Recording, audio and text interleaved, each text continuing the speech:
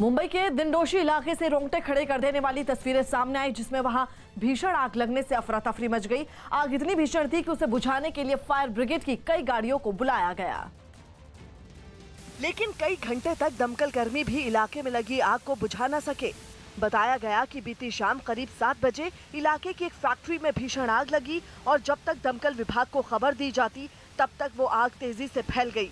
जिस फैक्ट्री में आग लगी उसके आसपास फर्नीचर के कई गोदाम भी थे जो आग की चपेट में आ गए। इसके बाद आग का विकराल रूप सामने आया और उसने पास की झुग्गियों को भी अपनी चपेट में ले लिया।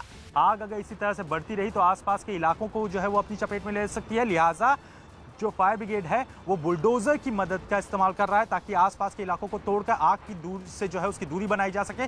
दूर से ली गई तस्वीरों में दिंडोशी का एक बड़ा इलाका आग की लपटों में घिरा नजर आया।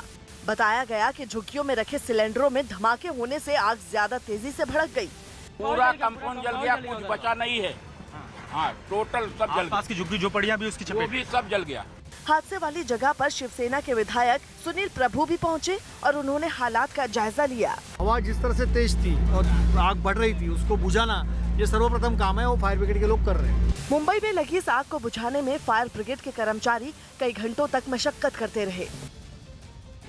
मध्य प्रदेश के मंडला से एक हैरान करने वाली तस्वीर सामने आई, जिसमें डीएम दफ्तर के बाहर एक आदमी ने जमकर हंगामा किया। हंगामा करने वाले आदमी ने आरोप लगाया कि वो पिछले 12 साल से अपनी पुश्तैनी जमीन पर हक पाने के लिए लड़ रहा है, लेकिन जब इतने वक्त के बाद भी बात नहीं बनी तो उसने डीएम दफ्तर के बाहर जमीन पर लेटकर हंगामा करना शुरू कर दिया।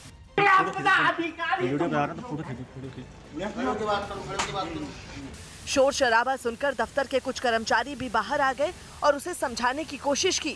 हंगामा कर रहे आदमी ने आरोप लगाया कि 12 साल पहले इलाके के तहसीलदार की मिली भगत से उसके हिस्से की जमीन भी उसके भाइयों के नाम कर दी गई थी।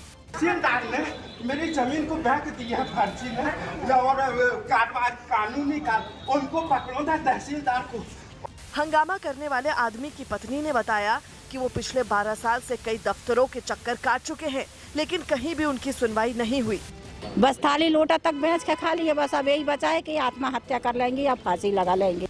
हालांकि इस हंगामे के बाद प्रशासन ने उस आदमी की समस्या को सुलझाने का भरोसा जताया। आपसी सहमति से कुछ रास्ता निकल सकता है तो तहसीलदार जाके उस पे करेंगे कुछ कार्रवाई।